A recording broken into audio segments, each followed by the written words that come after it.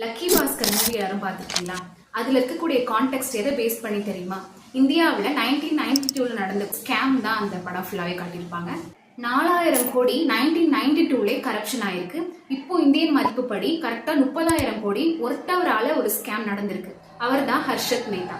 இந்த கான்டெக்ட் தான் வந்து லக்கி பாஸ்கர்ல வந்து காட்டியிருப்பாங்க.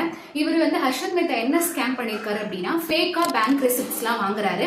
ஸோ நிறைய டெபாசிட் பண்ற மாதிரி பேங்க்ல காட்டிக்கிறாரு. ஸோ அதனால பேங்க் கேரண்டி வந்து கொடுக்குறாங்க. அதன் மூலயமா ஒரு லோன் வந்து வாங்குறாரு. இந்த லோன் எல்லாம் வச்சு அவர் என்ன பண்றாரு அப்படின்னு பார்த்தோம்னா, நிறைய ஷேர்ஸ்லாம் ஷேர் மார்க்கெட்ல வாங்குறாரு.